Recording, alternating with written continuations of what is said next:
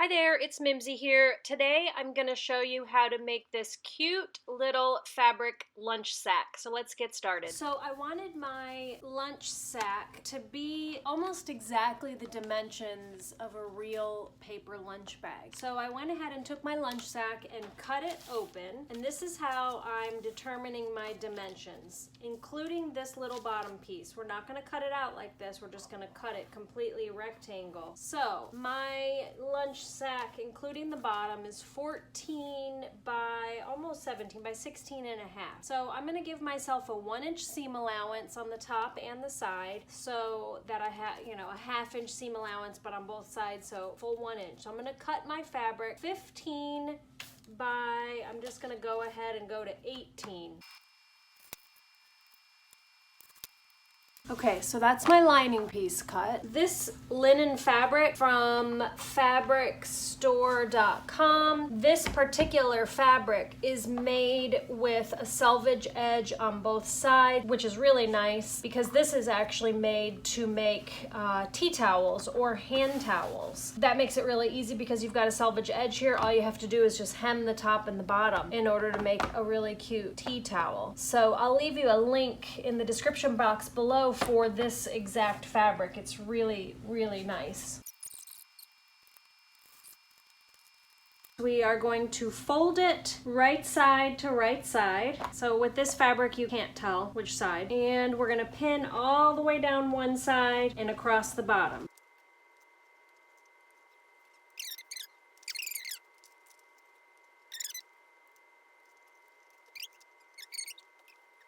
We're going to take this both to the sewing machine and sew with a 1/2-inch seam allowance down both.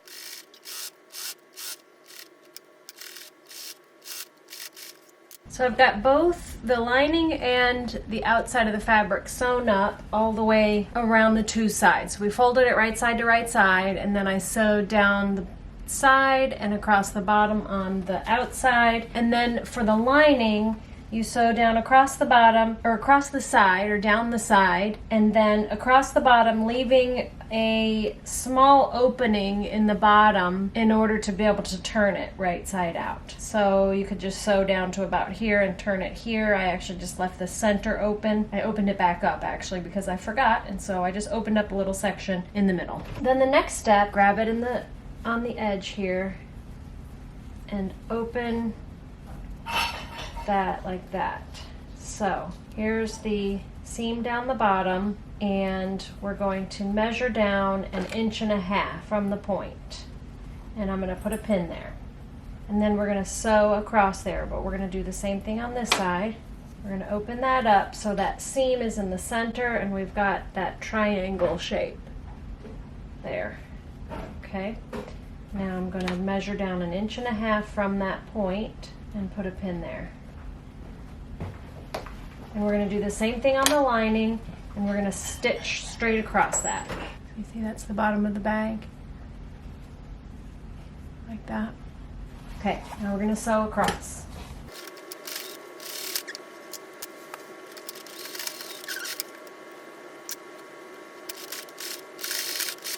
Okay, now it's sewn, and I'll turn it around and you'll kind of get an idea. It's looking like a lunch bag. Now I'm going to trim these.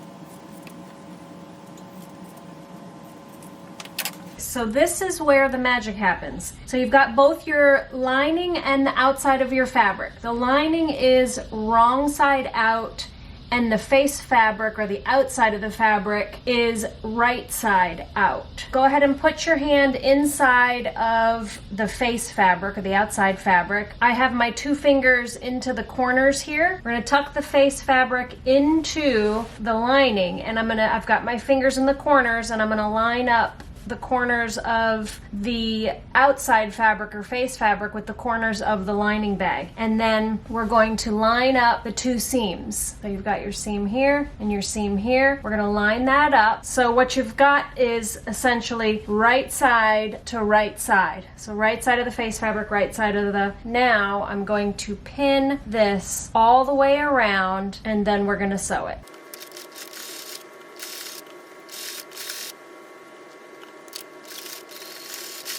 And now we can turn this the right way.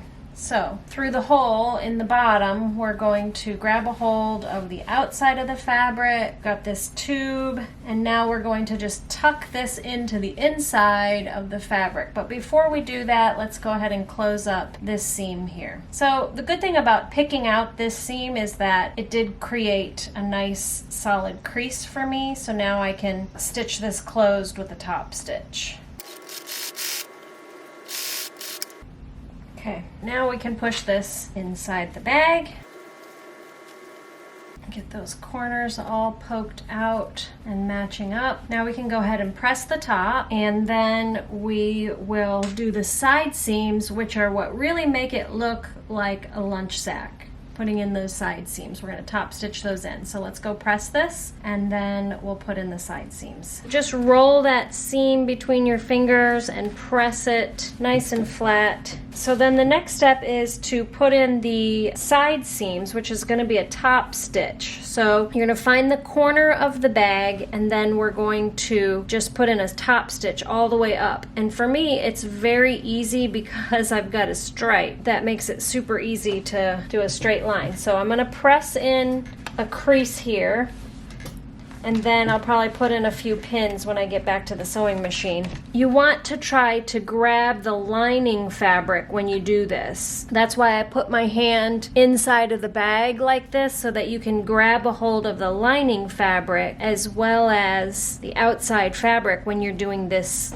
seam. So that's why it would be a good idea to go ahead and put a pin on these seams when you go back to the sewing machine. Okay, so those are pressed. We'll go ahead and take this back to the sewing machine and sew these side seams in. I've got the side seams pinned, so now I'm just going to top stitch this right next to the edge. And the way that I like to do a top stitch, when I'm doing a top stitch that needs to be right close to the edge, is I use my invisible stitch foot. So this is what it looks like. It's got this little plate separator thing in the center here. And what you do is you put your fabric right to the edge of here, and it stitches right next to the edge of the fabric. I'll give you a close-up. So I've got the blind hem foot installed, and you see how it's got this metal guide here that runs front to back, and you adjust your needle from left to right, and you can sew on either side of it. But for this, I'm going to bring my fabric in here and adjust my needle all the way to the left, drop that foot down, and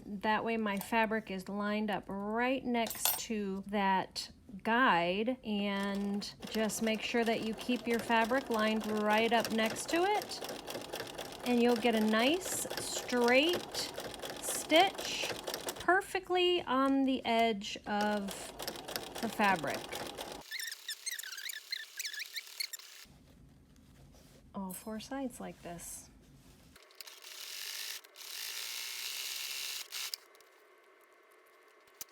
So I've got the four sides stitched, and I'm going to do one more thing so that the bottom stays nice and square and boxy, and that is I'm going to do a top stitch across the bottom two sides like this. So I'll pin that, making sure that I have the lining as well, and top stitch that.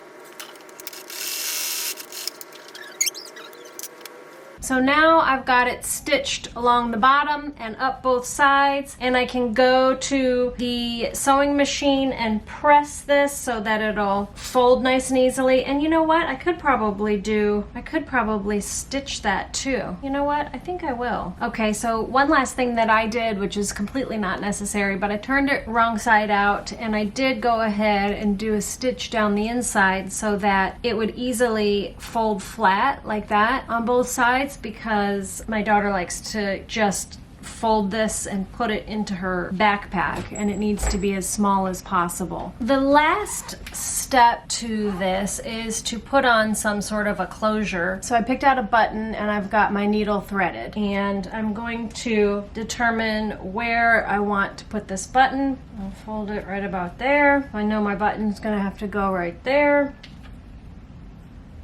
So I'll do like that.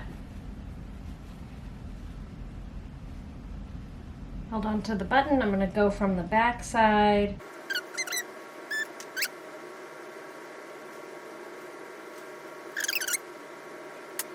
Now the button's on there. Now we just need to put on the twine. So I've got my piece of jute. I'm going to stitch it to the center of the buttons there. It's going to fold, so we'll do so. Okay, so I'm going to drop my feed dog so that it doesn't pull through and I can just zigzag back and forth. Bring it underneath.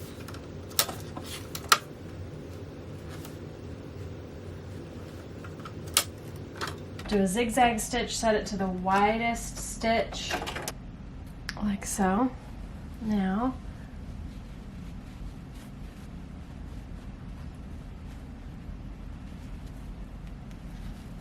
and that's that.